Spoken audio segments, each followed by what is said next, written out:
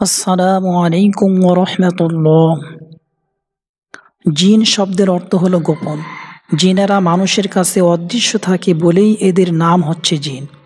জান্নাহ শব্দ থেকে জিন শব্দটি এসেছে। জান্নাহ শব্দের অর্থ হলো আচ্ছন্ন হওয়া, ঢেকে যাওয়া, গোপন হওয়া। জিনকে আমরা দেখতে না পারার বিষয়টি আল্লাহ পবিত্র কোরআনের অন্যত্র বর্ণনা করেছেন। তিনি বলেছেন, নিশ্চয়ই সে ও তার দলবল, অর্থাৎ জিন ও তার দলবল তোমাদেরকে দেখে, কিন্তু তোমরা তাদেরকে দেখতে পাও না। মানুষের মধ্যে যেমন প্রকারভেদ রয়েছে, নানা জাতি, উপজাতি ও সম্প্রদায়, তেমনি জিন জাতির মধ্যেও রয়েছে বিভিন্ন জাতি।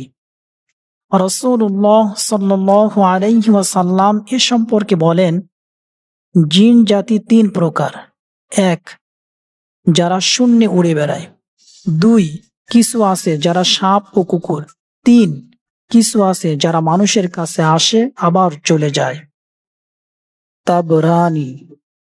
প্রখ্যাত হাদিস বিশারদ শাইখ আলবানী রহমাতুল্লাহি আলাইহি এই হাদিসটিকে সহিহ বলেছেন। জিনদের ক্ষমতার মধ্যে রয়েছে তারা বিভিন্ন প্রাণীর রূপ ধারণ করতে পারে। জিনদের একটি গ্রুপ সর্বদা সাপ ও কুকুরের বেশ ধারণ করে চলাচল করে মানব সমাজে। এটা তাদের স্থায়ী রূপ।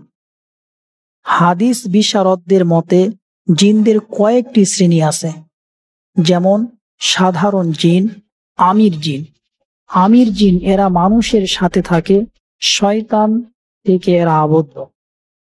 ইফরিত জিন, এরা শয়তানের চেয়েও বিপজ্জনক। জিন জাতিকে সৃষ্টি করা হয়েছে হযরত পয়গম্বর আদম আলাইহিস সালাতু ওয়াস সালামের 200 বছর পূর্বে।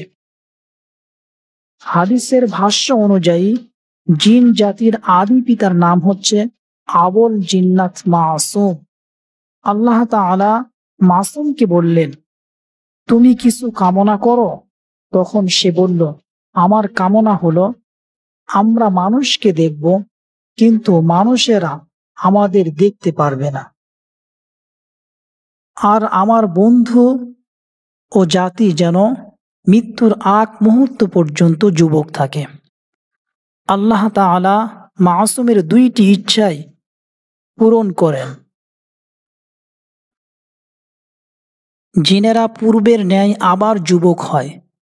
জিনেরা আগুনের তৈরি হলেও মূলত এরা আগুন নয়। যেমন মানব সৃষ্টির মূল উপাদান কাদামাটি হলেও মানুষ কিন্তু প্রকৃতপক্ষে কাদামাটি নয়, ঠিক তেমনি জিনের পূর্বপুরুষ আগুনের তৈরি হলেও জিন মানেই আগুন নয়।